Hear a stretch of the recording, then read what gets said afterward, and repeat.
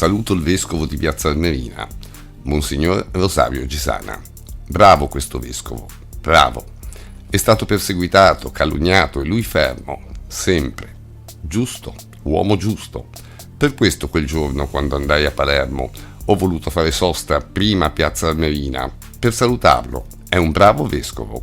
A poche ore dalla requisitoria del PM e della discussione delle parti civili nel processo del sacerdote Giuseppe Rugolo, accusato di violenza sessuale aggravata su minori, che scaturisce dalla mia denuncia, la nota della sala stampa del Vaticano, nella quale Papa Francesco tesse le lodi del vescovo di Piazza Armerina, Rosario Gisana.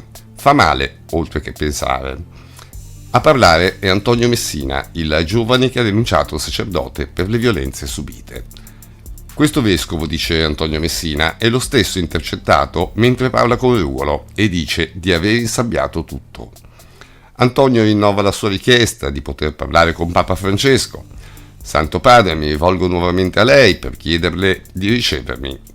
Vorrei parlare e raccontare, atti alla mano, cosa sta succedendo nella diocesi di Piazza Armerina.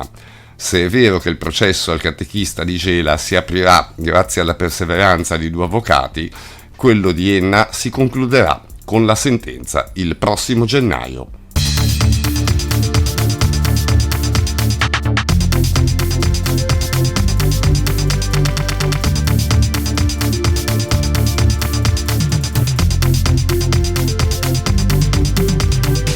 La violenza sulle donne è una velenosa gramigna che affligge la nostra società e che va eliminata dalle radici, e queste radici sono culturali e mentali, crescono nel terreno del pregiudizio, del possesso, dell'ingiustizia.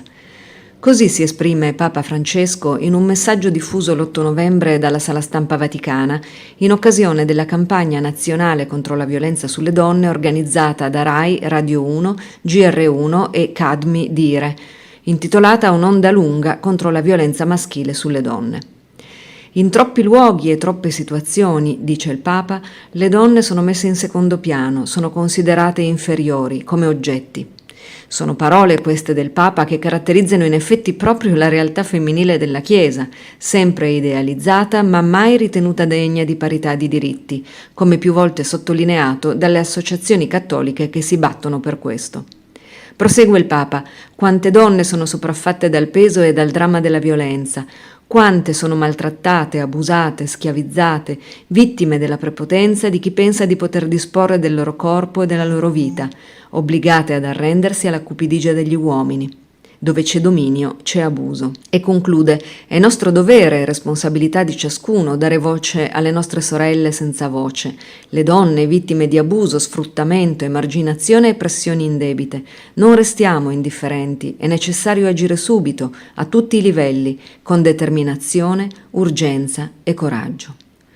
Parole che stridono con la realtà delle vittime di abusi nella Chiesa, tra le quali numerose donne e religiose, come quelle che accusano l'ex gesuita Marco Rupnik, che da anni chiedono invano al Papa di essere ascoltate e riconosciute come persone degne di credibilità.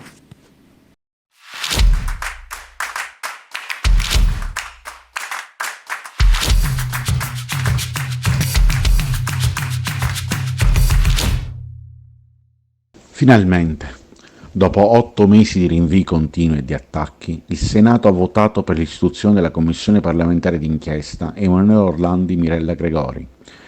2 giorni consecutivi di rinvii, il 7 e l'8 novembre, potevano far temere che slittasse ancora il voto finale. Così invece non è stato. Ora la partita sarà l'istituzione effettiva e che questa commissione sia libera di poter indagare a schiena dritta, senza interferenze dello Stato estero più piccolo al mondo e di timori reverenziali.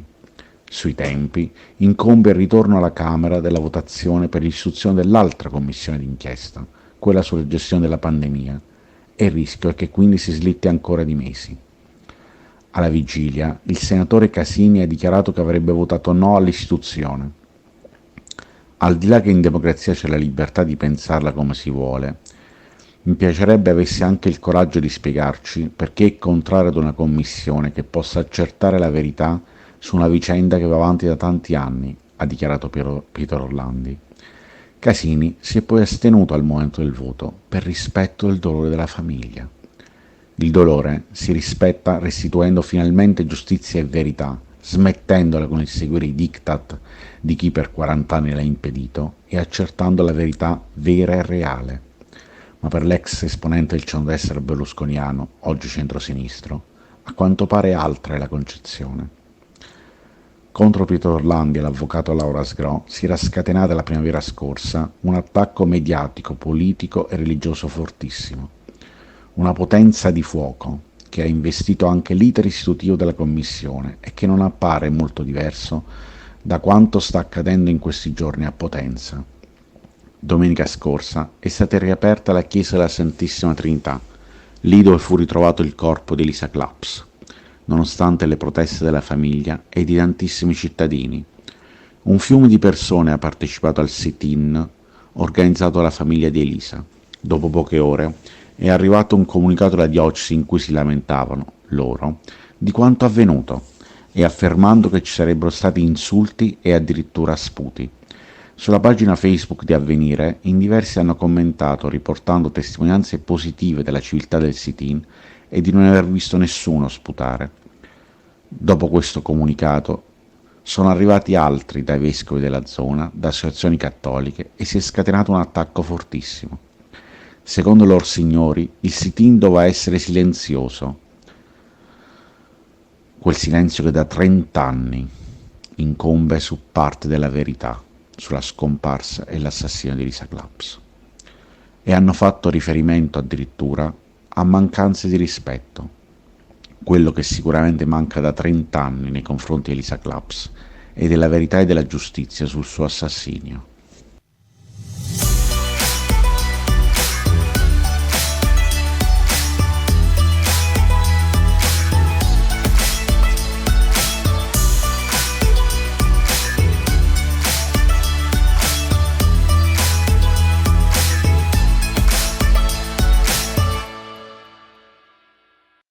Richiesta di rinvio a giudizio dalla Procura di Siracusa per violenza sessuale su minori per l'ex cappellano militare Salvatore Cunzolo, 67 anni. Il religioso era stato già sospeso dallo stato clericale la scorsa estate dal vescovo di Piana degli Albanesi, dove il cappellano era incardinato. Le indagini erano scaturite dalla denuncia di un giovane di Francofonte, oggi maggiorenne, che ha raccontato alla squadra mobile di Siracusa le violenze subite dall'età di 9 anni fino ai 18 anni. Il giovane, prima di rivolgersi alla polizia, aveva denunciato i fatti al vescovo di Siracusa, Francesco Lomanto, che ha avviato l'investigazione previa, tuttora in corso. Cunzolo, all'epoca dei fatti, era sacerdote della chiesa padre di Francofonte ed è lì che, approfittando della fragilità del ragazzino, rimasto orfano da bambino, si sarebbero verificati prima gli abusi e poi le violenze vere e proprie. L'udienza preliminare è fissata per il prossimo 16 gennaio 2024.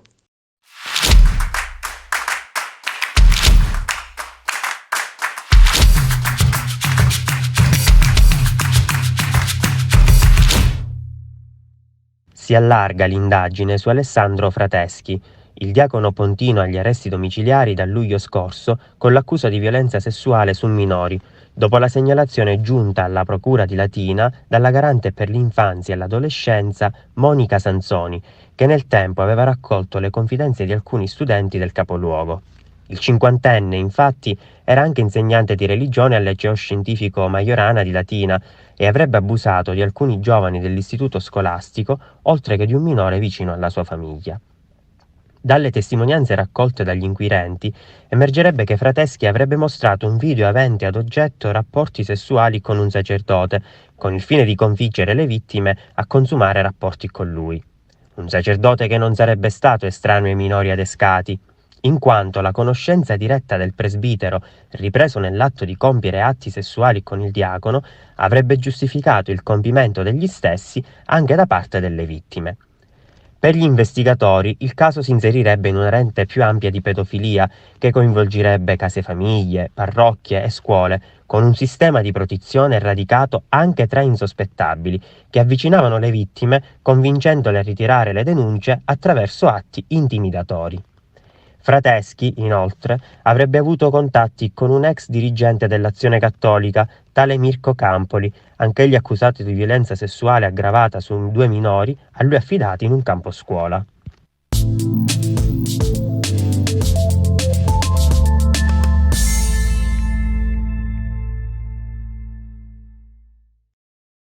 Chi è il pedofilo? Lo abbiamo chiesto questa settimana al professor Andrea Masini, psichiatra e psicoterapeuta, direttore della rivista scientifica Il sogno della farfalla e docente della scuola di psicoterapia dinamica Bios Psiche. Il pedofilo, risponde il professore, ha una patologia psichiatrica gravissima che però può essere compresa in senso scientifico come un disturbo di personalità tipo psicopatia. I pedofili sono degli psicopatici, sono dei malati che mettono insieme una grave malattia e una lucidità di comportamento propria dei criminali. E con lucidità scelgono le vittime, consapevoli del reato che compiono e dei rischi che possono correre. Nell'Ottocento li chiamavano criminali nati, ma oggi sappiamo che psicopatici si diventa, non ci si nasce. A volte, nel caso dei pedofili, sono delle persone abusate a loro volta da bambini. In loro c'è una catena di malattia, di dolore e di delinquenza molto marcate. Per quanto riguarda i preti pedofili, chiediamo ancora al professore, le gerarchie ecclesiastiche hanno sempre detto che si tratta di casi isolati. Numeri scioccanti invece sono emersi anche dalle recenti inchieste in Francia e Spagna, qualche migliaio di preti coinvolti, decine di migliaia di vittime. Ecco come commenta il professore. Ma no, si tratta di una prassi criminale diffusa che evidentemente si lega in qualche modo alla cultura cattolica e all'organizzazione della Chiesa cattolica. La serialità sottolinea drammaticamente l'aspetto criminale della malattia mentale. Non riescono a fermarsi. O li ferma la magistratura o non riescono a fermarsi. In questo misto di criminalità e di patologia. Loro hanno perduto l'infanzia. In questo modo criminale vorrebbero ricostruire un rapporto con l'infanzia che hanno perduto. È una dinamica violentissima. Così come lo stupratore delle donne vorrebbe creare un rapporto con loro, ma lo fa in un modo violentissimo e criminale. Proseguiamo nella nostra inchiesta. E a proposito di cultura religiosa, ancora oggi lo stupro subito da un bambino per la Chiesa dal Papa in giù è considerato ed è trattato innanzitutto come un peccato. Il commento del professor Masini. Qui c'è tutta la cecità del pensiero religioso nei confronti del bambino. Difficile stabilire quanto questa idea di peccato venga utilizzata appositamente da parte della Chiesa per mistificare e nascondere il gigantesco problema al suo interno. È possibile che i vertici siano consapevoli che la pedofilia rischi di travolgere definitivamente l'istituzione, intaccando irrimediabilmente la fiducia della gente. Quindi la confusione tra peccato, cioè delitto contro la morale, e crimine contro una persona inerme può essere frutto di una strategia lucida e fredda per tutelarsi, ma dall'altra parte testimonia l'incapacità del pensiero religioso di vedere il bambino che, come la donna, non esiste. La religione, quella monoteista in particolare, vede solo il maschio adulto, e questo ha delle ricadute importanti appunto anche sulla formazione dei preti che vengono addestrati a muoversi in un mondo totalmente maschile, dove esistono solo uomini. È una mostruosità, conclude il professor Masini, è contro la natura umana.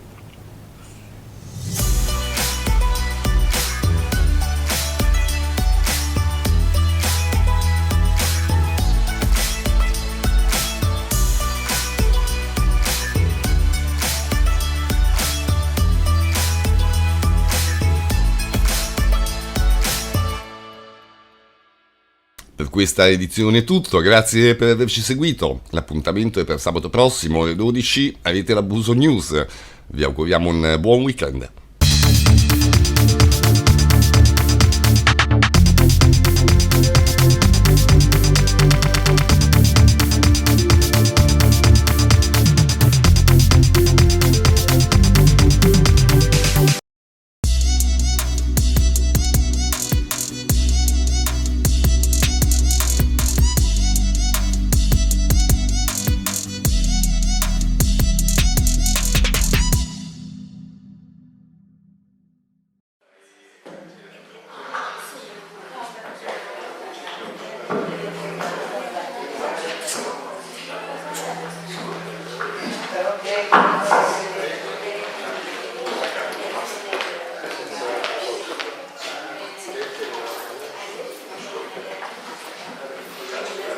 Allora, benvenuti a tutti a questo incontro con Francesco Zanardi, fondatore dell'associazione Rete Abuso, che si è costituito dalle persone che hanno subito degli abusi sessuali nel clero specificamente. Io lascio subito la parola a lui. L'associazione esiste, tu anni fa facevi antimafia, poi sei andato su questo settore molto specifico e penso che possiamo dire che anche tu sei un sopravvissuto, un survivor. Sì, sicuramente. Benvenuto. Grazie. Ok, questo forse non si sente tanto, staccando il microfono. Vediamo questo qui. Scusate. Sì, acceso ma anche da bassino. Questo vedo che funziona meglio. Sentite tutti, no? Direi. Allora, io sono Francesco Zanardi, sono anche io una vittima di pedofili, sono fondatore dell'unica associazione, dell'unica realtà italiana che raccoglie attualmente circa 700 vittime, quasi tutte italiane, di sacerdoti pedofili. Un'associazione di cui sicuramente siete tutti giornalisti, quindi ne avete sentito parlare. Diciamo, nelle seconde finalità dell'associazione diamo assistenza alle vittime, facciamo lavoro di intelligence per quanto riguarda l'osservazione sul territorio italiano. In realtà l'associazione nasce nel 2010 qui a Roma, in fondo a Via della Conciliazione, quando Survivor Voice, il gruppo americano, fece il primo incontro mondiale a Roma delle vittime di pedofili, e nasce per motivi un po' differenti da quelli che continuano a esserci naturalmente, differenti da quelli che si vedono pubblicamente. In realtà l'associazione nasce perché dopo quell'incontro, quella sera, davanti a una pizza, 8 di noi, mai visti in vita loro, si sono stranamente sentiti in una sintonia incredibile. Cioè è stata la prima sera per ognuno di noi che ci si era sentito il nostro raggio nel parlare delle nostre disgrazie. Questa cosa è continuata nei giorni successivi a questo incontro, e poi sono nati nuovi desideri, il desiderio di giustizia, perché è passato l'effetto di sollievo di trovare altre persone simili a noi, che avevano subito le stesse cose. È iniziata la ricerca della giustizia e ci siamo organizzati all'inizio con escamotage piuttosto semplici, come spiega anche la comunità scientifica. I pedofili non sono dei malati, sono persone che hanno un grosso disturbo, un grave disturbo della personalità, sono persone che la comunità scientifica paragona ai serial killer, persone che non smettono. E da questo principio cosa abbiamo fatto? Abbiamo cercato i nostri aguzzini, perché io ad esempio ho esternato il trauma dopo 30 anni, che per la legge italiana ero ampiamente prescritto. Quindi come fare a far condannare questi sacerdoti? È stato abbastanza semplice: cerchiamo dov'è il sacerdote, ci saranno sicuramente delle vittime, infatti così è stato. E l'abuso ha iniziato lì, poi pian pianino abbiamo iniziato ad avere degli aiuti legali, gratuiti, avvocati che volevano in qualche modo occuparsi di questa causa, e insomma adesso l'abuso direi è abbastanza capillare su tutto il territorio italiano. Abbiamo 16 avvocati che avevano l'avvocatura dell'associazione, avvocati che lavorano tutti in team, nel senso la pedofilia clericale è piuttosto complicata, c'è in mezzo il codice canonico, ci sono in mezzo i patti lateranensi, quindi un avvocato che non fa tutti i giorni questo lavoro spesso e volentieri si lascia sfuggire parecchi particolari, quindi è molto importante che ci sia un team di persone che sui casi si scambi anche informazioni e esperienze in ambito penale. Tu come introduzione ci hai preparato un video? Funziona? Allora sì, io ho preparato un video che è un piccolo spot che è stato diffuso pochissimo in Italia, però è uno spot di 30 secondi, fotografa esattamente quello che è il nostro pensiero. Ecco, e possiamo magari cominciare da questo spot. così capiamo un attimo anche la posizione a riguardo dell'associazione.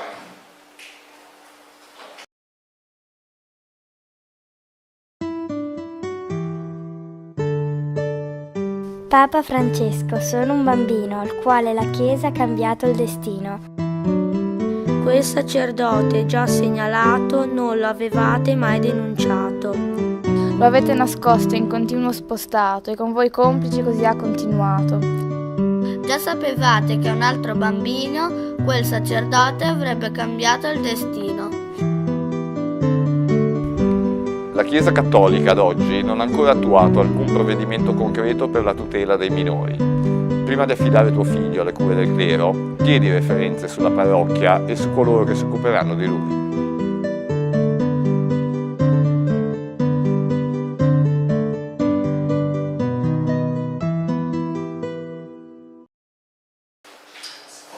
I punti rossi sono casi che avete seguito, che state seguendo. Un attimo, sì, ecco, adesso sul nostro sito trovate la mappa completa e aggiornata in tempo reale.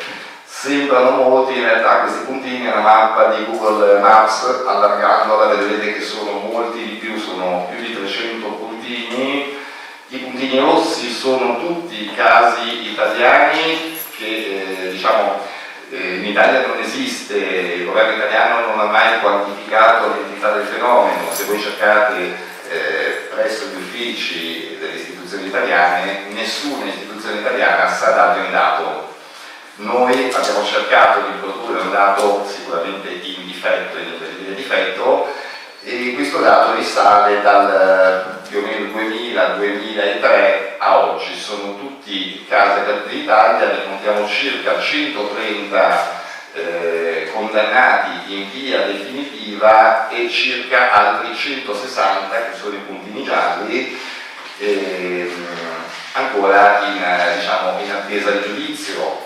Alcuni dei puntini gialli sono invece sacerdoti che sono stati indagati, poi è sparito il sacerdote, è sparito il procedimento penale, cioè non si è più saputo nulla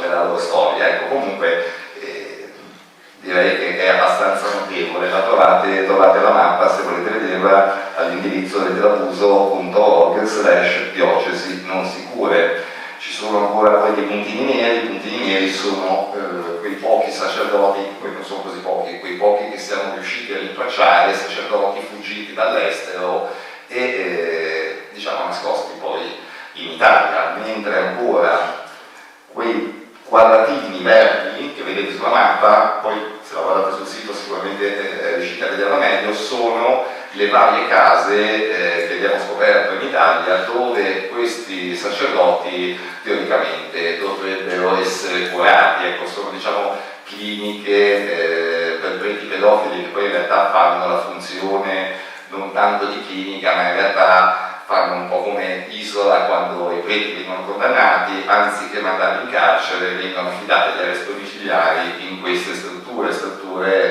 dove non controllate, perché non sono sotto controllo, dove ogni tanto capita che qualcuno rifuga anche, ecco. Capita anche che qualcuno celebra la messa, anche se non può. Capita anche che qualcuno celebra la messa, come... I casi sono molti. Io vorrei partire dall'attualità, ma le ultime cose che avete fatto. Avete fatto un sit-in a Napoli, davanti al Duomo, contro il cardinale Crescenzio Sebe. Mi puoi spiegare perché lui non è indagato, no?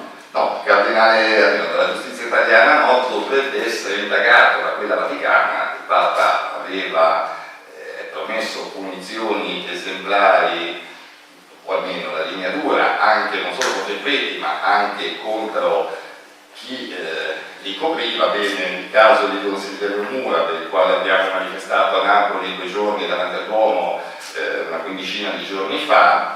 Perché questa manifestazione solo per questo sacerdote? Bene, questo sacerdote viene denunciato da una vittima, dalla prima vittima, poi adesso ce ne sono altre, ma la prima lo denuncia nel 2010. Il sacerdote, che all'epoca ancora aveva una parrocchia, sparisce sparisce per diversi anni dagli occhi della vittima. In realtà poi nel 2012 la vittima contatta l'associazione e nel giro di una decina di giorni troviamo questo sacerdote che insegna religione in una scuola italiana. Ovviamente la vittima rimane malissimo non solo perché il sacerdote era ancora in circolazione, la vittima pensava avesse lasciato la parrocchia perché la chiesa lo aveva allontanato dai ragazzi, invece no, lo ritrova in mezzo ai ragazzi e combinazione nelle stesse condizioni con le quali aveva rischiato lui. La vittima era stata rischiata anche lei durante gli orari, diciamo, di religione a scuola. Bene, questo sacerdote si scopre circa un mese fa che da Napoli è andato a finire in provincia di Pavia, nel Pavese. È lì da un anno ed è stato mandato da Napoli sotto falso nome, infatti il suo nome è Silverio Mura, mentre a Pavia si chiama Saverio Aversano. E viene scoperto a seguito di un servizio delle Iene che è uscito appunto un mese e mezzo fa. Neppure noi sapevamo più dove fosse, perché dopo aver trovato in due scuole è sparito, diciamo, definitivamente dalla circolazione. Bene, e questo, diciamo, è stato quello che io chiamo un po' un riciclaggio di sacerdoti. Ecco, a noi, questo voglio sottolineare, per noi il problema non è che questi sacerdoti dicano la messa, ecco, non sono mai stati denunciati perché dicevano mai messa, sono stati tutti querelati perché abusavano di minori. Quindi la messa, per quanto riguarda noi come associazione, la possono continuare a dire, è importante che non vengano messi di nuovo in mezzo ai minori. E questo sacerdote invece continuava a insegnare religione in questo paesino, aveva 40 ragazzini, diciamo, con i quali era trattato. Tu hai detto in interviste che questi preti indagati che hanno commesso abusi in genere il passaporto non viene mai tolto, per cui facilmente si spostano in un altro paese o vengono mandati e continuano o riprendono il filo. Vogliamo parlare un attimo del caso di Nicola Corradi? Sì, il caso di Istituto Procolo di Verona, che ha un filiale in Argentina. Esattamente, una filiale in Argentina, e ho anche un po' di documentazione proprio sul caso, che è bloccata, me la sono portata dietro. Allora, Don Nicola Corradi, eccolo qua.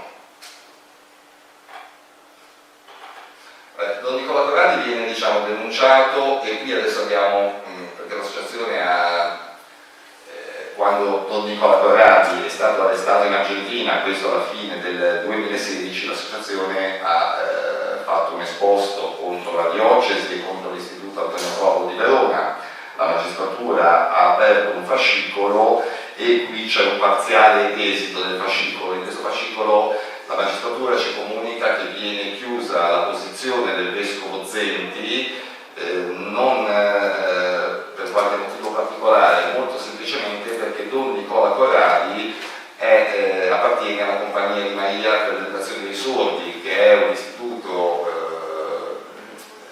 pontificio che dipende dalla Santa Sede, e quindi è lui il responsabile e non la diocesi, no? Quindi, diciamo, dà un indirizzo preciso su il responsabile di questo sacerdote. Bene, dietro questa diciamo, parziale affiliazione, che è l'affiliazione del vescovo Zenti, subito nelle prime righe si legge, avanti,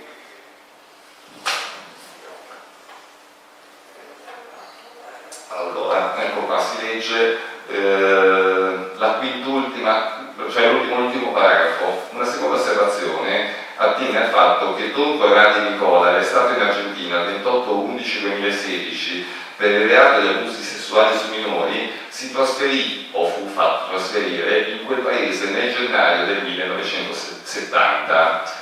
In quella data, pertanto, quando ancora Zenti non ricopriva la carica di vescovo di Verona, avrebbe dovuto effettuarsi un oculato controllo sulla sede presso il quale il sacerdote sarebbe stato destinato, alla luce delle sue tendenze pedofile all'epoca già note all'interno della congregazione. Quindi la magistratura ci sta dicendo che dopo le indagini, in base ai documenti sequestrati probabilmente presso l'istituto, emergeva che Don Nicola Corradi già nel 1970, 47 anni fa, era noto come pedofilo, e infatti questo diciamo dà valore alla versione delle vittime dell'istituto, che hanno sempre dichiarato, hanno sempre dato questa versione. L'unico a smentirla era l'istituto, appunto, che diceva no, noi non sapevamo, e invece purtroppo emerge tutt'altro. Però è stato arrestato in Argentina perché è stato così veloce che non pensava, non ha fatto tempo di scappare. Ha 83 anni? Sì, ha 82 anni, e in questo caso ha ancora qualche particolarità che coinvolge direttamente Papa Francesco, e la possiamo documentare. Bene, in questo caso era stato segnalato al Papa direttamente con una lettera data dai sordi, e adesso vi farò vedere le foto, direttamente in mano al Papa. In questa lettera c'erano i nomi di 14 sacerdoti pedofili che avevano abusato di queste ex vittime dell'Istituto Coro di Verona, sacerdoti tutti attualmente impuniti, tra cui Nicola Corradi. La lettera del 2014, anche lì non c'è stato nessun intervento da parte della Santa Sede malgrado questa lettera, perché Don Nicola Corradi viene arrestato a fine novembre del 2016 e è ancora il direttore dell'Istituto Coro di Mendoza. Dunque, una carriera di pedofilia durata oltre 50 anni. Sì. Questo con la copertura della Chiesa. Il nostro problema, non vogliamo dare la colpa alla Chiesa, purtroppo lamentiamo una notevole mancanza di provvedimenti. Assolutamente sì. Non la stavo giustificando, ecco, mancano. Purtroppo noi siamo anche contrari a tutta questa campagna mediatica che esiste sui processi canonici. I processi canonici, penso tutti lo sappiate, non fanno giustizia alla vittima. Il processo canonico si basa sul sesto comandamento, la parte lesa non è la vittima, è Dio. E Dio da chi è offeso? Dalla vittima che ha un rapporto sessuale con il sacerdote. Il sacerdote è una persona consacrata, quindi diciamo a livello gerarchico ha una posizione superiore alla vittima, perché la vittima è un peccatore, è colui che va in chiesa.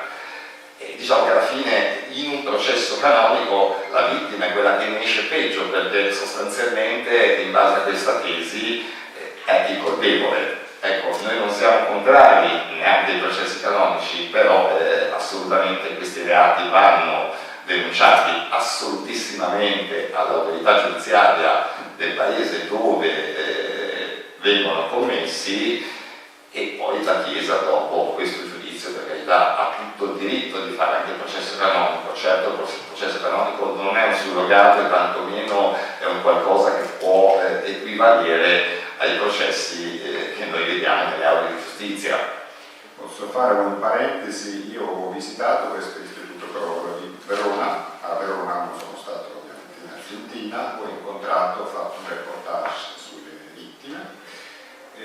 Quello che colpisce di più forse sono due cose. Uno, bisogna sottolinearlo, è sempre, tu sei d'accordo, ovviamente è difficile testimoniare, raccontare quello che uno ha subito. Però per una persona che non riesce, che è sordomuto, è quasi impossibile essere creduto. Insomma, deve passare molti anni, deve studiare parafonetica, imparare a parlare. E le testimonianze devo dire che erano molto sconvolgenti. Io ho conosciuto questo Giuseppe Consiglio, un ragazzo della Calabria, che parla bene, è facile di capire quello che dice, e io ho chiesto tutti i dettagli, però racconta come è stato accompagnato dalle suore che stavano al monastero accanto al prete per avere preghiera, benedizione. E lui dice: io ero troppo piccolo, non mi ricordo bene cosa è successo, però mi ricordo che il prete mi ha toccato. Io mi ero fatto un'idea da un ragazzino prepubertario, cose così. Gli chiedo: ma quanti anni avevi? E lui mi dice: avevo 3 anni. Ecco, bravo. Sì, purtroppo in effetti io questo mi ritrovo collaborando moltissimo, anche appunto dopo l'arresto soprattutto di Corradi ho acquisito l'intero fascicolo che non era mai arrivato in procura, era tutta documentazione che conservavano i sordi. Ho parlato con molti di loro e è abbastanza sconvolgente perché questi ragazzini che vivevano praticamente 24 ore su 24 dentro questo istituto praticamente venivano tutti violentati quasi come se fosse normale, perché in realtà dai loro racconti emerge anche la difficoltà a capire che stavano subendo un abuso, in quanto era una cosa che praticamente era all'ordine del giorno, era normale. Infatti se fate una breve ricerca, il vostro collega Sasha Biazzo di Fanpage è riuscito a intervistare con una telecamera nascosta Don Eligio Piccoli, uno dei preti accusati, che è ancora in vita, e questo prete, al di là di confermare tutto quello che i sordi per anni hanno raccontato, quello che è davvero drammatico è come lo racconta, cioè con una naturalezza, come se violentare un bambino fosse come andare a prendere caffè al bar la mattina, ecco.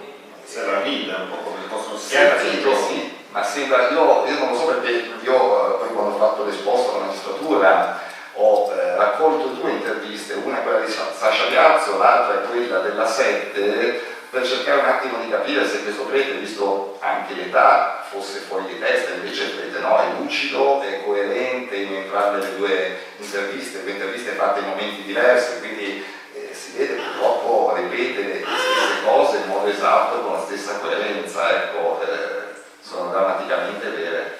facili da trovare, da dire, su YouTube, sono religioni piccole, però andiamo avanti, un dettaglio ma No, vedi, come Don Nicola Corradi, c'era il caso che parlavo prima con la giornalista messicana, il caso di Vladimir Sendez Gutiérrez. Questo è un caso, è un sacerdote messicano. Il caso si svolge a Novara, nel seminario dei Legionari di Cristo, anni 2008 iniziano questi abusi.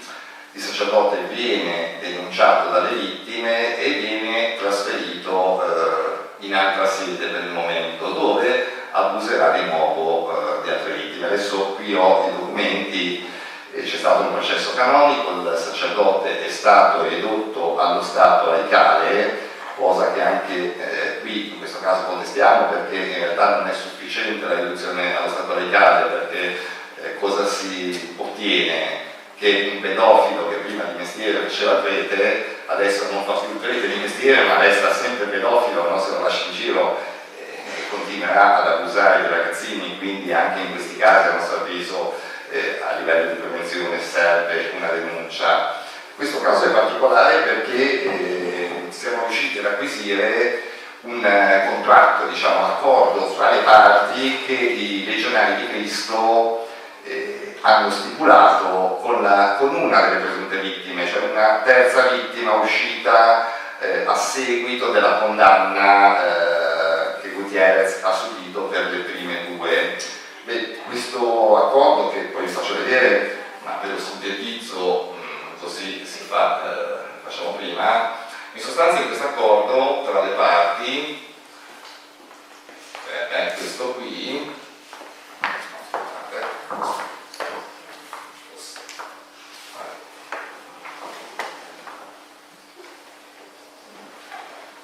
Scusate, ma senza mouse sono un po' handicapato. Adesso esco qua. Ecco qua. Ecco, dovrei cancellare i nomi, adesso vado avanti fin dove non virgoletto. Ecco qua. Ci sono le premesse, dopo le premesse la congregazione ha il solo fine di, cioè questo è l'accordo che avrebbero firmato, quindi avrebbero accettato quello che c'è scritto, la congregazione ha il solo fine di incoraggiare e sostenere la vittima, ho cancellato il nome, e per esso anche i suoi genitori nella prosecuzione dei propri studi nella formazione ed educazione offre senza alcun riconoscimento, cioè quindi in pratica la congregazione teneva a sottolineare che questi soldi venivano dati non per risarcire un danno, no, per proseguire gli studi e via dicendo. La cosa interessante, poi vi lascio il documento, se lo volete mi lasciate l'email, non ho problemi a mandarvelo così che lo leggete con calma. Quindi in sostanza nell'accordo si chiede anche, qualora si aprisse un procedimento penale presso le istituzioni italiane, sostanzialmente di mentire alla magistratura, negando che gli abusi sono accaduti. La cosa più eclatante, questo è un contratto assolutamente, diciamo, è un accordo tra le parti che in Italia non si può fare, nel senso gli accordi tra le parti in Italia richiedono si richiede che siano legali, ecco, non può esserci un accordo su presupposti illegali tra le due parti. Il punto interessante è questo qua, cerchiato il punto 10. Per quanto espresso ed essenziale, le parti convengono che il presente accordo deve ritenersi soggetto a vincolo di riservatezza, al quale dovranno attenersi, ecco adesso qua mi è sfuggito il nome della persona, e i genitori.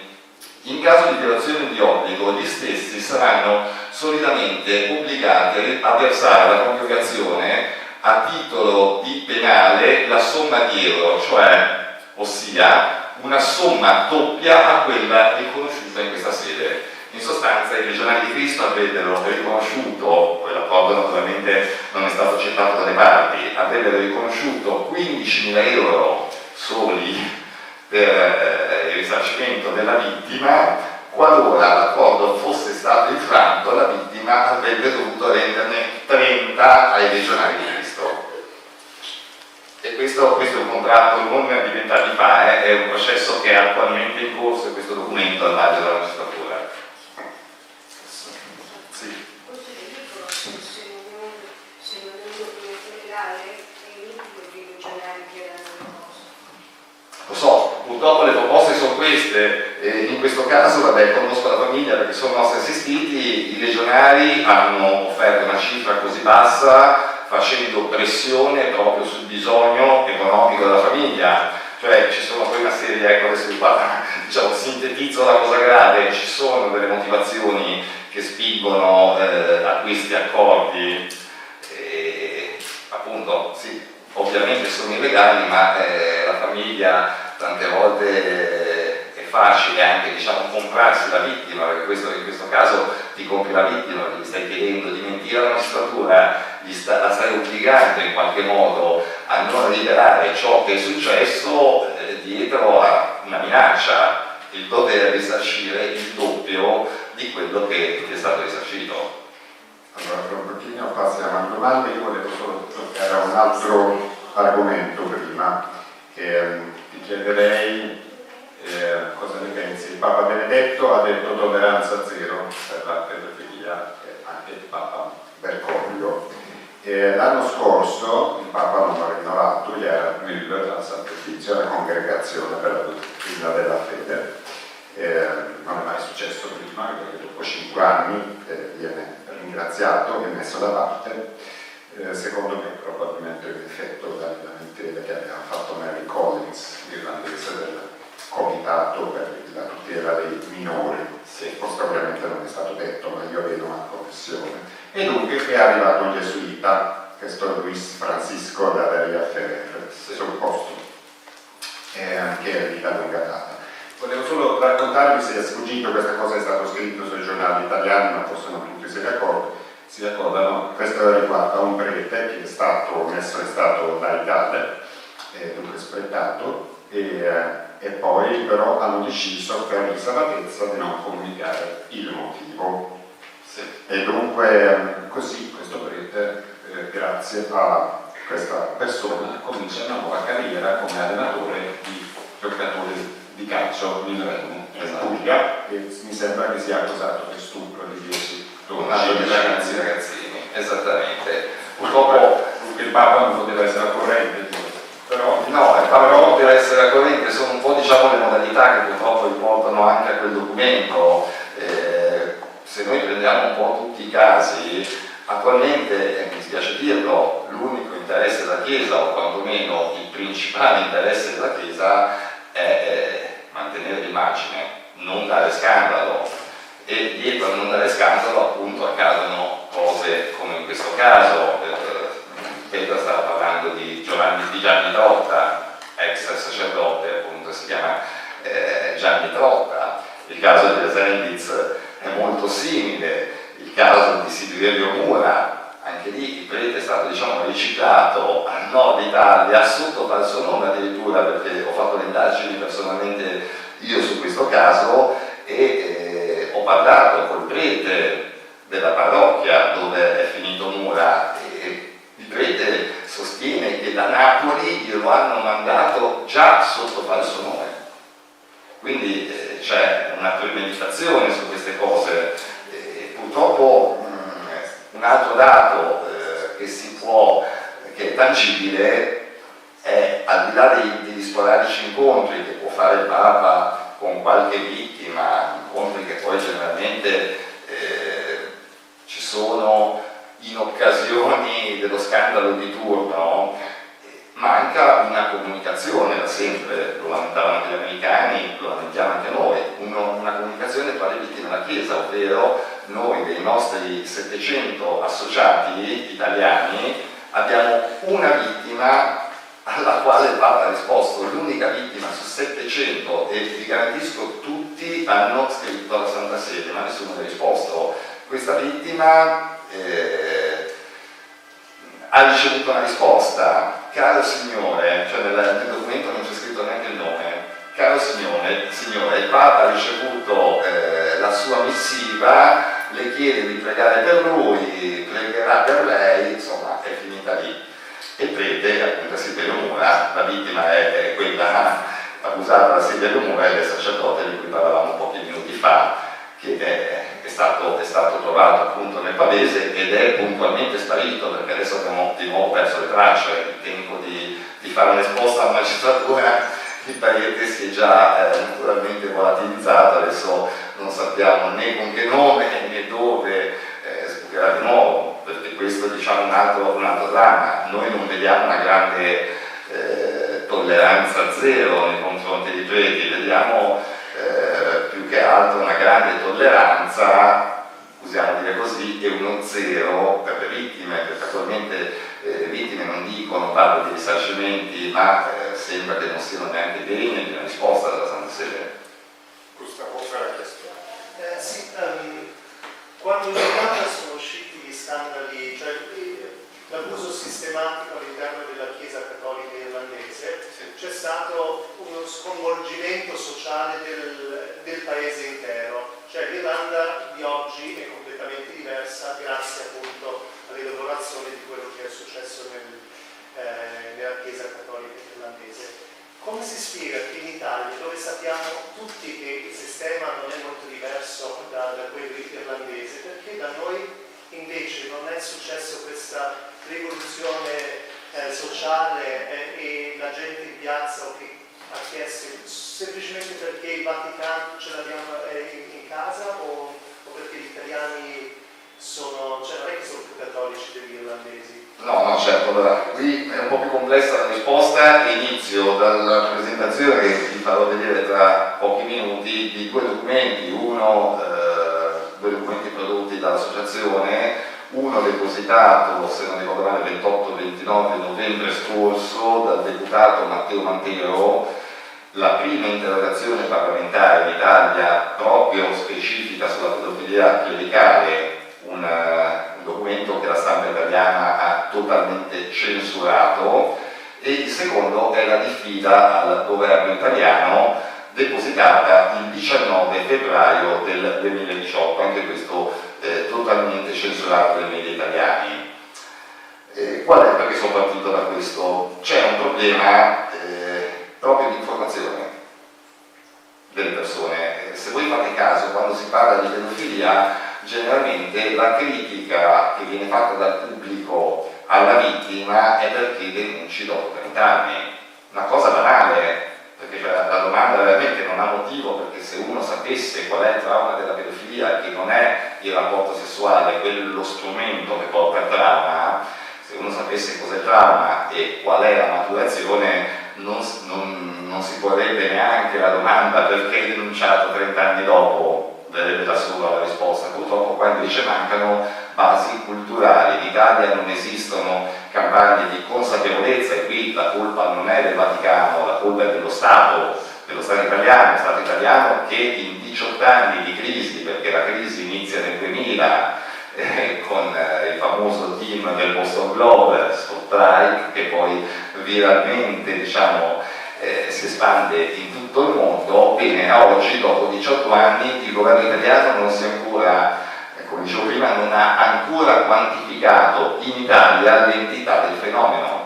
Cioè il governo italiano, a parte la mappa della rete d'abuso che è sul nostro sito, non sa quanti preti pedofili esistono in Italia condannati, quanti casi siano in attesa di giudizio e così via. Le persone non ricevono informazioni, tanti hanno detto di noi che siamo degli anticlericali, questo è totalmente falso. Tutti gli associati della rete d'abuso, il 95% sono tutti cattolici e sono tutti infuriati perché questi cattolici dai giornali e non so, erano proprio i giornalisti hanno riportato ciò che sono gli appelli della Santa Sede. Bene, i cattolici hanno appreso delle linee guida che sembravano attendibili, sembravano serie, linee guida che sono crollate drammaticamente in pochi giorni dopo che i figli sono stati abusati, perché si sono scontrati con una chiesa che non risponde, con delle linee guida farlocche. Guardiamo di nuovo il caso, ad esempio, sempre che sta seguendo la rete d'abuso, che è andata anche in TV a quarto grado poche settimane fa, è quello di Don Mauro Galli. Don Mauro Galli è un sacerdote di Milano che ha abusato di un ragazzino nel 2011. Esiste un documento che qui poi ve lo farò vedere, che è la deposizione del neo arcivescovo di Milano, Mario Delpini, che è stato il successore di Scola. Bene, lo stesso arcivescovo, interrogato dalla polizia, dice che la segnalazione è stata fatta immediatamente, non dalla famiglia, addirittura dal parroco. Cioè il giorno successivo agli abusi il ragazzo stranamente è riuscito, diciamo che è stato di shock, quindi durante i soccorsi è uscito l'abuso, i genitori si sono rivolti alla chiesa e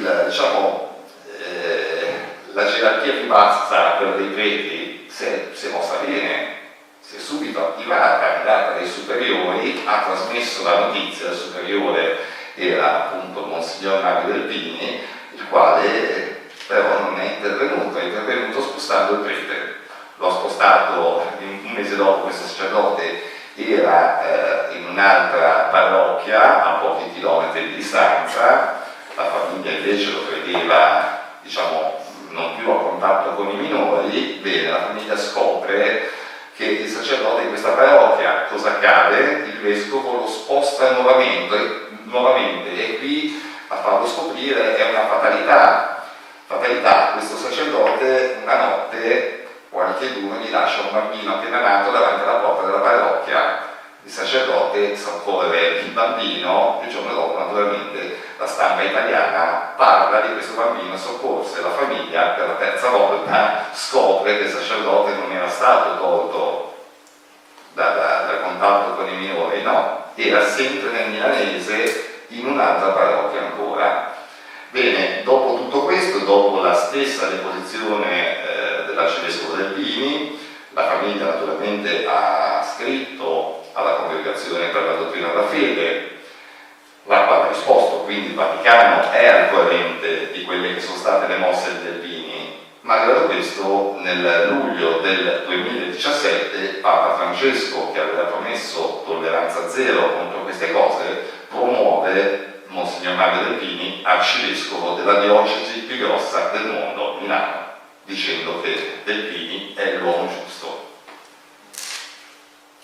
C'è una discordanza enorme, non vi sentite un po', lì sarebbe lavoro che dovreste fare voi come giornalisti. Mi permetto il consiglio, Gli appelli da parte della Santa Sede sono tanti, sono tantissimi, soprattutto da quando c'è Bergoglio, vanno verificati, perché appelli veramente ce ne sono tanti, ma non ce n'è uno. Noi come vittime lo vediamo, no? Perché vengono fatti gli appelli, tante delle nostre vittime in base agli appelli si muovono ma non ricevono risposta. Diciamo, noi Papa Francesco lo vediamo come una grande campagna mediatica e basta. Altre domande? Io vorrei tornare su Dominique Dalla Le Point, vuoi capire perché Papa Francesco ha quell'immagine molto positiva dell'uomo che avrebbe cambiato la curia, la chiesa, eccetera. Come te lo spieghi quell'atteggiamento che poi si è verificato in altri paesi? Come uno dei coinvolti in questa storia, come se lo spiega l'atteggiamento di Papa Francesco? Perché lui non può fare di più o lui mentalmente è ai schemi di sempre, cioè bisogna proteggere la Chiesa dallo scandalo? Ma io non dico che Papa Francesco sia malafede, sicuramente la Papa segue gli schemi della Chiesa. Io penso solo che se Papa realmente volesse dare una svolta in tutto il pianeta, lo potrebbe fare anche in tempi rapidissimi, obbligando i vescovi a denunciare questi casi all'autorità giudiziaria.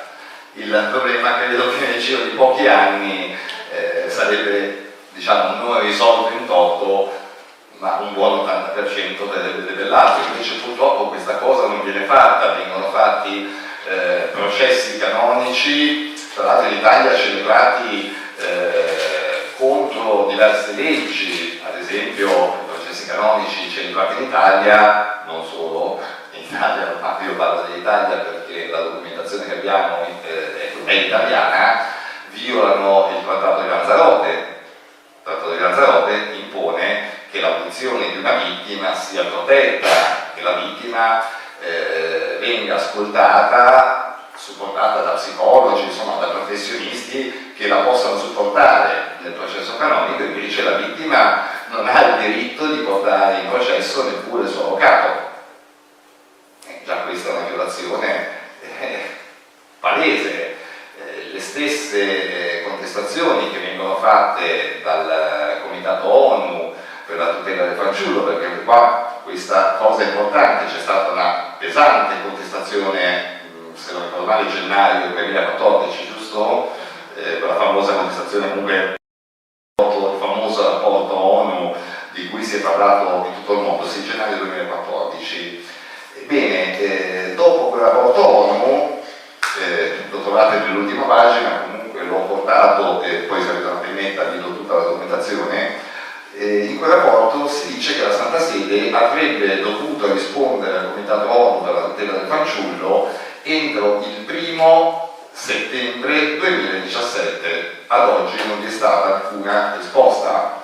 Io vedo, questi sono i fatti che parlano, c'è parecchia negligenza, c'è parecchia ostilità da parte della Chiesa. Io non so se il responsabile sia il Papa o se i responsabili siano i vescovi. Io dico solo che in questi 18 anni in cui le vicende dei preti pedofili sono note oramai in tutto il mondo, ad oggi, dopo 18 anni, non c'è ancora un provvedimento concreto. Continuano a prodursi vittime, qualcuno dovrà rispondere perché qualcuno è responsabile di questi 18 anni di vittime, compreso prima quando non si sapeva, ma adesso si sa e nessuno sta intervenendo. All'estero, diciamo, avete più fortuna perché avete uno Stato più presente. In Irlanda si sono comportati in un certo modo, persino in Svizzera. In Svizzera hanno, non so se lo sapete, hanno tolto la prescrizione 2 anni fa, se non ricordo più male, e hanno aperto una finestra temporale di 6 mesi nella quale tutte le vittime, anche quelle prescritte, e non solo vittime di vittime di pedofilia in genere, potessero denunciare i reati prescritti. Questa è stata, scusate, una genialata, perché in qualche modo cosa ha creato? La Chiesa si è trovata costretta a dire: bene, paghiamo noi le vittime o aspettiamo che sia un giudice a dirci quanto le dobbiamo pagare? La Chiesa in Svizzera ha iniziato a fare accordi con con le vittime, ha risarcito spontaneamente le vittime dell'unico paese al mondo. Io credo che la soluzione svizzera sia stata molto civile, perché non è stato un attacco alla Chiesa, non è stato un attacco alla religione, è stato un provvedimento che qualunque paese civile, diciamo, un intervento che qualunque paese civile debba prendere. Trovo molto più invasivo, ad esempio, la proposta australiana, quella di levare il segreto confessionale. Secondo me è più invasiva, anche se purtroppo, diciamo che in qualche modo la Chiesa sta costringendo, no, a estremi mali, estremi rimedi anche tanti paesi, però purtroppo le soluzioni ci sono, volendo, basta cercare. Il collega Megan Williams del Canada. Ma forse questi metodi sono invasivi, però comunque negli Stati Uniti sono proprio le cause che hanno portato i cambiamenti. Sì, non è una critica la mia, dico, è più invasivo, sì, lo condivido. Meno invasivo che un accordo fuori. Assolutamente, lo condivido, dico, è più invasivo, ma non era in senso critico, ecco. Una domanda, avete mai pensato alla possibilità di mettere le fotografie dei preti che sono stati accusati sul nostro sito? Sì. Ogni puntino che lei clicca delle diocesi non sicure. Quelli che sono saliti? Allora, quelli di cui abbiamo fotografie permesse, purtroppo ripeto, noi siamo un'associazione, siamo un organo parastatale, lo Stato non fornisce dati, non ha dati, non abbiamo foto, quindi diciamo che tutti i casi che siamo riusciti a documentare li trovate, purtroppo tanto materiale non siamo riusciti ad averlo, siamo un'associazione tra l'altro neanche finanziata in Italia, perché in Italia giusto dei folli come le vittime potevano mettersi a tirare su un'impresa del genere, ecco. Ma ci sono stati casi in cui sono stati identificati, che qualcuno ha telefonato per dire ho visto questo gente che ha un altro nome? Sì, ci sono casi di segnalazioni, ecco, adesso noi abbiamo circa 300 preti sulla cartina, ma ne abbiamo altri 100-150 in archivio, preti di cui però purtroppo non troviamo riscontri, non c'è più procedibilità sotto l'aspetto giudiziario, quindi pubblicare il nome equivale a recarsi una bella querela per diffamazione e non andare oltre. Di conseguenza, diciamo, questi preti li usiamo per il lavoro che facciamo di intelligence, ovvero arriva una vittima, arriva un'altra segnalazione e riusciamo a documentarlo, o quantomeno riusciamo a tirare fuori dei precedenti. Purtroppo lo so che poco, di più non possiamo fare, non abbiamo proprio a livello dello Stato, non ci fornisce nessuno strumento. Prego. Sì, perché siamo in viaggio per Mercurio vicini e avete poi rapporti con altre organizzazioni in altre parti del mondo? Sì, siamo in contatto con Snap, con Survivor Voice, con le organizzazioni in Argentina. In Argentina, proprio dove si sta consumando il caso Corradi, abbiamo un procuratore nostro, il nostro avvocato Carlo Lombardi, che è lo stesso avvocato che segue le vittime di Mendoza, e anche il nostro avvocato perché ci serviva, diciamo, una parte attiva anche in quel procedimento, nel senso che in Argentina è scoppiato il caso. Qual è stato il nostro problema sul caso argentino? Ci siamo subito domandati se l'Argentina chiede all'Italia, alla magistratura, dei documenti, la magistratura non li può dare. In Italia non è mai stato aperto un procedimento, di conseguenza la magistratura non ha mai acquisito i documenti sul caso Provola. Allora abbiamo provveduto noi a mandare tutto il fascicolo prodotto dai sordi del Provola alla magistratura argentina. E con i cileni non avete rapporti? Con il cileno, col Cile al momento non seguiamo la cronaca, non abbiamo nessun rapporto diretto. E un'altra cosa, adesso mi chiedo anche altri paesi, l'Irlanda proprio a livello di governo ha chiesto a suo tempo alla Santa Sede dei chiarimenti. Sì. E risulta che ci siano anche in altri paesi che il governo abbia chiesto dei chiarimenti alla Santa Sede? Premesso che l'Irlanda, diciamo, non è stata proprio spontanea, l'Irlanda si è mossa a seguito pena condanna, ecco, quindi diciamo che tra l'altro è un po' la strategia che cercheremo di fare in Italia, perché in Italia il governo purtroppo è ormai latitante da anni. Adesso vi faccio vedere la documentazione depositata, anche l'interrogazione parlamentare, un'interrogazione parlamentare che io erano 6 anni che cercavo di fare, l'ho girato veramente la metà dei politici italiani, tutti apparentemente disponibili, nessuno l'ha mai voluta depositare. Era depositata appunto a novembre il deputato Matteo Mantero del Movimento 5 Stelle, che non me l'ha fatto per piacere, però combinazione e buoni rapporti, perché io sono savonese, abito a Savona e anche Matteo è savonese, ci conosciamo da ragazzi. Combinazione sfortuna sua, lo dico sempre, mi ha incontrato un giorno in treno mentre tornavo da Roma, era un sabato, è stato costretto a farsi il viaggio da Roma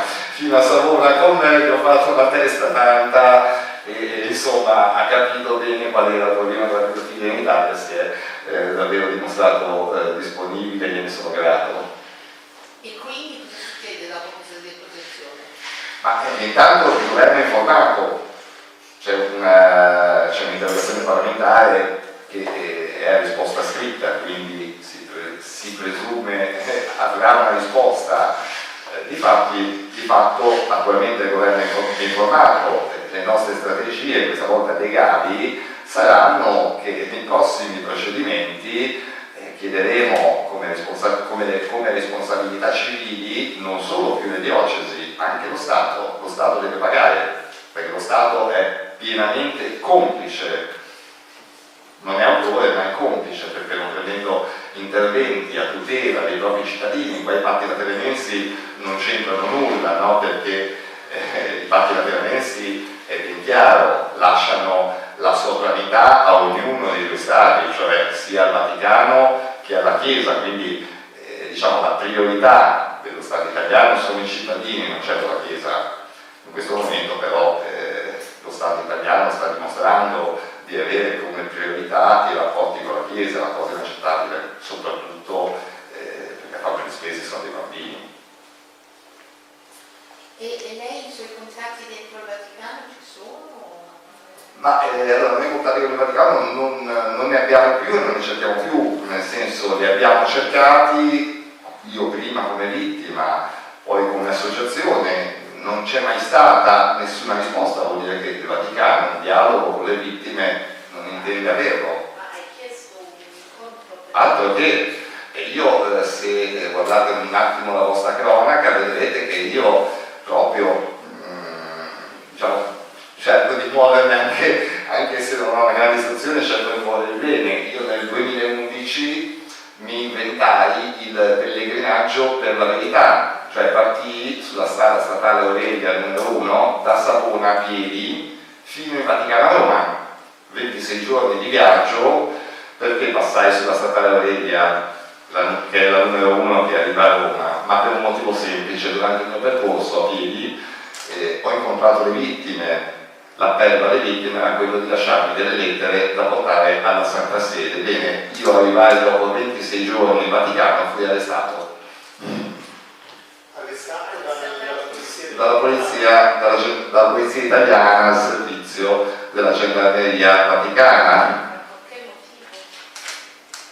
Mi hanno arrestato, poi mi hanno rilasciato in giornata, per carità, però io avevo questo materiale, avevo telefonato alla segreteria di Stato, avevo parlato con padre Lombardi, quindi diciamo avevo anche scritto, risposte naturalmente non mai avute per quello che poi ho telefonato, e insomma una comunicazione c'era Ratzinger all'epoca, sembrava interessato a voler risolvere la problematica, mi ha detto lei incontrerà non 100 vittime, però un rappresentante di queste 100 vittime, e l'esito fu quello. Ma quando la vostra rete ha chiesto dei fondi pubblici dello Stato italiano e di adulti? No. Nessun fondo pubblico, attualmente abbiamo anche grosse difficoltà a raccogliere il 5 per 1000 a causa di una legge. La nostra associazione sono 10 anni che esiste, prima, come ha accennato Peter, io facevo parte di un'associazione antimafia e avevamo creato una sezione dedicata alle vittime, no? Fuori dall'associazione antimafia, ma sotto quel codice fiscale. Abbiamo normalizzato la situazione di recente, un anno fa, e abbiamo scoperto che il governo italiano per le associazioni, che una volta si chiamavano onlus, bene, non si possono più creare onlus in Italia, si possono creare associazioni. I registri nazionali che permettevano di registrarsi, quindi di poter prendere 5 per 1000 e di conseguenza tutti gli altri fondi, no? Perché in realtà poi la questione dei fondi è dimostrare che la realtà associativa è sul territorio nazionale e non è locale. Bene, hanno abrogato i vecchi registri, i nuovi registri non ci sono ancora. È impossibile per qualsiasi associazione fondata adesso, non solo noi, avere questi aiuti. Per quanto poi riguarda comunque il finanziamento pubblico, non ci sono campagne di consapevolezza in questa materia. Il governo italiano ha un ufficio che dipende dall'ufficio pari opportunità, un osservatorio antipedofilia, che vi invito a contattarlo e a chiedere dei dati. Poi magari scrivete la risposta sui vostri giornali, non hanno dati. C'era stato un incontro con Papa e alcuni delle vittime, ragazzi dell'Istituto Kroll di Verona. Sì, c'era stata una richiesta anche credo per aprire, il Vaticano di aprire archivi, lì ovviamente non è avvenuto nulla. Sì. Credo che Becciu ha scritto qualche lettera. No, proprio l'incontro è stato tra Papa e Bergoglio, adesso vai in internet sul computer? Sì, ok. Vi farò vedere proprio la lettera, documento del 2014 di cui vi parlavo prima, e le due foto del sordo, erano una trentina di sordi in quell'incontro. Uno di loro ha incontrato faccia a faccia il Papa e c'è il momento in cui il sordo ha la lettera in mano e il momento dopo, quando il Papa prende questa lettera appunto è quella che conteneva il nome di Don Nicola Corradi, risale al 2014, ma anche lì, malgrado il Papa fosse stato informato personalmente, possiamo dire in questo caso, perché la lettera che è stata consegnata in mano, non è stato preso alcun provvedimento. Per fortuna è intervenuta la magistratura argentina, se no Corradi sarebbe ancora lì, ma al di là dei suoi 82 anni ad abusare di ragazzini. Altre domande? Non so se è una domanda alla quale vuole rispondere, ma lei si è resa conto di essere stata vittima di abusi a un'età avanzata e qual è stato il percorso che ha fatto? Allora, io mi sono reso conto di essere vittima da bambino. È impossibile che uno non se ne renda conto subito. Un conto è rendersi conto di essere vittima e un conto è la consapevolezza di quello che ha causato, diciamo, quell'evento. Cosa succede? La racconto un po' semplicemente come perché è un modo che funziona. Ecco, provate a tornare tutti voi quanti indietro quando avevate 11, 12, 15 anni, pensate alla musica di quei tempi, sono sicuro che tutti ricorderete le musiche, gli autori e via dicendo. Bene, in quell'età particolare quella musica è quella che ha creato, diciamo, la vostra sfera musicale, che vi ha condizionato per tutta la vita. La stessa cosa è per la sfera sessuale. 11, 12, 13, 14, 15 anni c'è la conoscenza, ci sono le esperienze sessuali, la maturazione, e c'è questo trauma, questa interruzione della maturazione della sfera sessuale. Però l'abuso non è come quando ti rompi un braccio, no? Che te lo rompi e lo hai rotto perché lo vedi. No, cosa accade? Questa sfera, ad esempio la sfera sessuale, attorno a sé raccoglie l'affettività, i rapporti sociali. Ecco, tu ricevi un blocco in una sfera che devi maturare pesantissimo, un blocco che blocca tutti gli altri contesti. Infatti tutte le mie vittime, io stesso, io ero tossicodipendente, ho fatto uso di eroina fino ai 25 anni passati, cioè avanzate, ma tutti hanno problematiche o di dipendenza da droghe, da alcol, insomma hanno diversi disturbi, perché in realtà poi ti blocchi la vita, ti precludi i rapporti sociali e via dicendo. È questo che tu non ti rendi conto nell'immediato, no? Questa è una cosa che poi, col senno di poi, io ad esempio ho scoperto a 40 anni. Io a 40 anni pensavo di stare bene, invece dietro la vecchia denuncia, perché io avevo denunciato il mio caso, mi ero trovato prescritto, che i miei mi avevano chiamato pochi giorni dopo dicendomi: guarda Zanardi, mi dispiace, il suo caso non è procedibile perché è prescritto. Io non ci ho mica più pensato a questa cosa.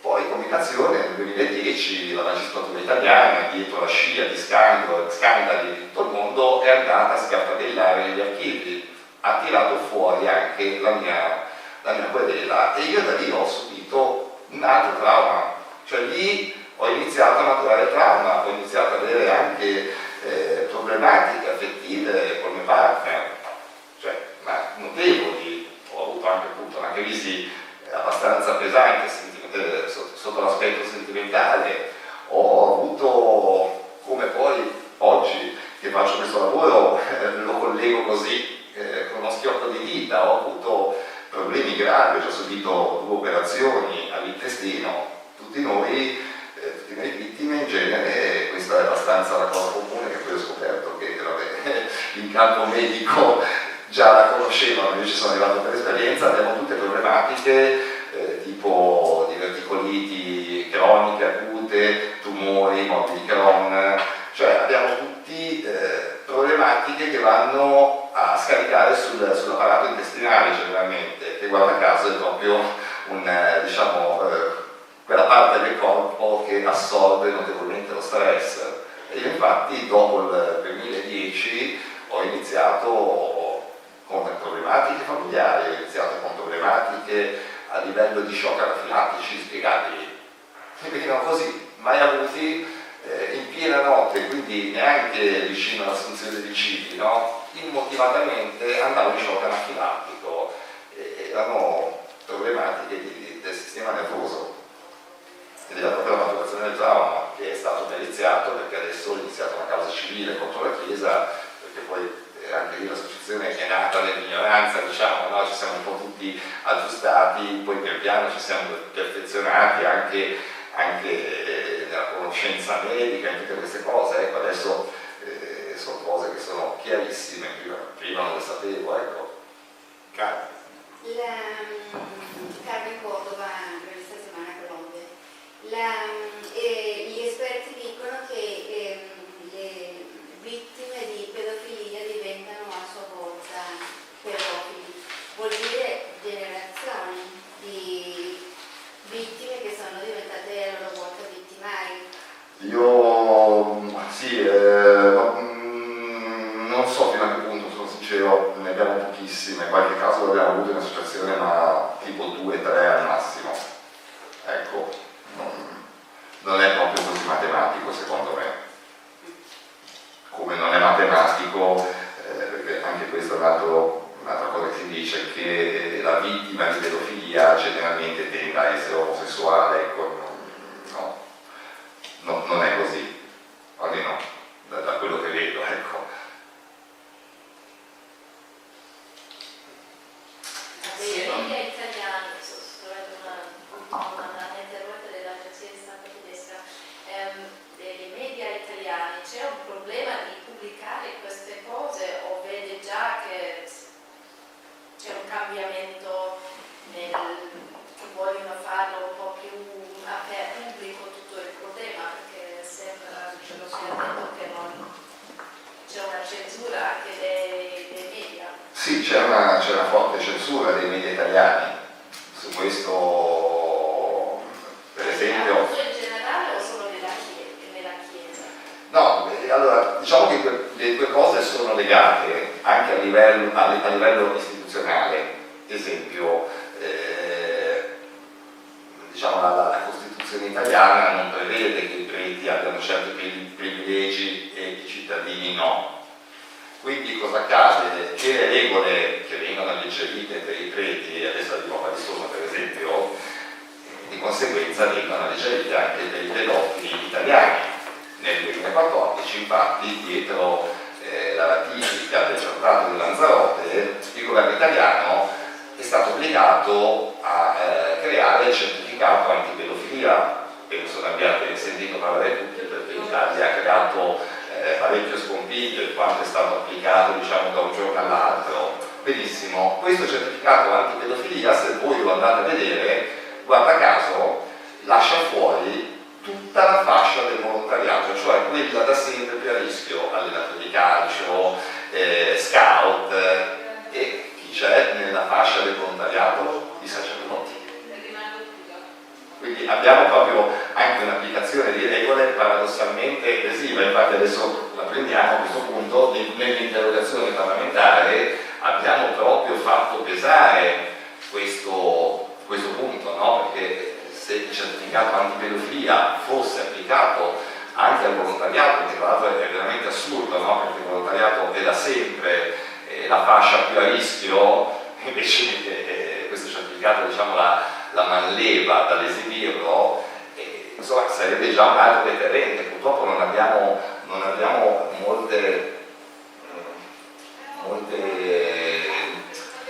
molti strumenti per poterci neanche difendere. E anche lì il certificato antipedofilia c'è un'altra cosa importante, come si ha un certificato antipedofilia attendibile dietro la denuncia, quindi anche qua la Chiesa dovrebbe essere obbligata a denunciare, perché se non c'è la denuncia all'autorità giudiziaria, quando uno chiede il certificato antipedofilia ovviamente è punito. Cioè, capisco la censura da parte del governo, della Chiesa, ma come mai secondo lei tra i giornalisti italiani? Non lo so, questa è una buona domanda da fare ai giornalisti italiani. Io posso solo dirle che alla presentazione a Genova dell'interrogazione parlamentare che è stata fatta a novembre c'era addirittura Repubblica, ha addirittura fatto un video su questa presentazione. Ebbene, poi il video me l'hanno dato perché Repubblica non ha pubblicato l'articolo. Il perché non lo so, sarebbe carino chiedere a Repubblica.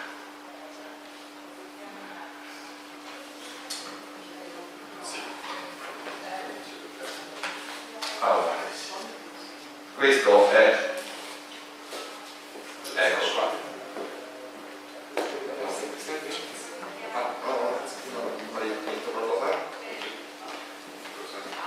Allora, questo appunto è il documento di cui vi parlavo prima, depositato il 27/11 del 2017 dal deputato Matteo Mantero del Movimento 5 Stelle, indirizzato alla Presidente del Consiglio dei Ministri, che per il momento non è intervenuta, al Ministero dell'Interno, che per il momento non è intervenuto, al Ministero della Giustizia, che per il momento non è intervenuto, al Ministero degli Affari Esteri e della Cooperazione Internazionale, che anche lui non abbiamo sentito per il momento. Qui c'è il documento, nel documento appunto si chiede, questo documento l'ho redatto io insieme al deputato Matteo Mantero, si basa interamente, tranne la parte riguardante il certificato antipedofilia che è strettamente italiana, si basa proprio sulla contestazione fatta dall'ONU nel 2014, no? Quindi sull'obbligo di denuncia, su tutte queste cose qua. Quindi il documento c'è, però tranne che sul nostro sito non c'è traccia sui giornali italiani, non proprio tutti. Un giornale che ci ha sempre seguito e c'è molto vicino è Left, che penso conosciate tutti, purtroppo non per fare credito assolutamente, anzi grazie a Left che ci segue sempre, però diciamo rimane un giornale di nicchia, ecco, sarebbe importante che la stampa parlasse di questi problemi. In Italia purtroppo generalmente si parla solo del caso singolo, nessuno va mai a vedere cosa produce tutta questa serie di casi singoli, no? Perché dietro il mio caso, dietro il caso delle varie vittime, c'è proprio un sistema, c'è un'organizzazione che gestisce, diciamo, e in qualche modo aiuta a sfuggire alla legge queste persone, no? Perché questo di fatto è quello che accade, anche se la Chiesa continua a dire che sta cercando di combatterlo. Non dico che non stiano cercando, evidentemente non ci riesce, non ha capacità. Ecco, se poi mi lasciate i mail, questi documenti sono disponibili, e ve li posso tranquillamente lasciare. C'è ancora l'altro documento, che questo invece è quello del 19 febbraio scorso, è stato redatto da me e da uno dei nostri legali, in questo caso l'avvocato Mario Caligiuri del Foro di Roma, perché intanto questo documento si appoggia a una legge italiana che dice che diciamo, nei casi gravi di pubblica sicurezza, questo è un caso di pubblica sicurezza perché diciamo, le vittime sono minorenni, lo Stato dovrebbe rispondere, cioè deve rispondere entro 30 giorni, altrimenti incorre addirittura nell'omissione d'atto d'ufficio. Al momento non ha ancora risposto nessuno dal governo. Questo documento è stato indirizzato alla Presidenza della Repubblica, Presidenza del Consiglio dei Ministri, Centro regionale di informazione delle Nazioni Unite. Abbiamo diffidato anche l'ONU, perché anche l'ONU nel 2014 ha fatto questo documento, diciamo, nel quale chiedeva misure alla Santa Sede. La Santa Sede doveva rispondere nel settembre del 2017, l'ONU al momento non sta replicando. Viene anche un po' da chiedersi che senso avesse tutto questo documento. Ecco, non è normale che le Nazioni Unite dovrebbero prendere, c'è stata la scadenza è stata saltata, per non ritrovarci per 10 anni a fare di nuovo la domanda al Vaticano dicendo come mai dai 10 anni non ti fai sentire. Ecco, l'ONU diciamo, avrebbe dovuto secondo noi portare avanti questa cosa. Poi la 12ª Commissione Affari Sociali del Governo e per conoscenza a un'altra serie di istituzioni. Anche questo documento appunto che si basa a seguito dell'interrogazione parlamentare e comunque si basa, come l'interrogazione parlamentare si basa sulla relazione del 2014 dell'ONU, fa una serie di contestazioni, tra cui appunto anche la questione dei processi canonici che a nostro avviso non vanno celebrati prima dei riti penali, perché per esempio in un caso, quello diciamo di Capitale, che è il nostro caso che è a seguito dell'inizio a Termoli, cosa ha prodotto il processo canonico? Chi fa l'avvocato queste cose le sa, l'avvocato cerca di cogliere nella controparte le peculiarità e i punti deboli del racconto della vittima, e questo è accaduto a Gialla Vitale in sede canonica, tant'è che in sede penale la ragazzina che aveva subito abusi continuati dai 13 anni ai 15 si è vista addirittura dividere i processi, perché in Italia la pedofilia finisce a 14 anni, dai 14 anni in avanti è pederastia. Bene, fino a 14 anni il giudice non poteva fare diversamente, non c'era consapevolezza per lo stato della ragazza, quindi il prete è stato condannato per pedofilia. Dai 14 anni in avanti, cioè dal primo giorno dei 14 anni, secondo il giudice la ragazzina invece era consenziente. Non so se ci sono dei colleghi che vogliono prendere parte a vedere questo documento, possiamo fare una lista che scrive l'email o come preferisci inviare? Sì, facciamo una lista email, io ti invio tutti i documenti che ho potremmo anche condividerla nel gruppo interno Facebook, del gruppo chiuso, se è possibile, così anche altri soci che oggi magari non sono venuti hanno accesso. Sì. Benissimo.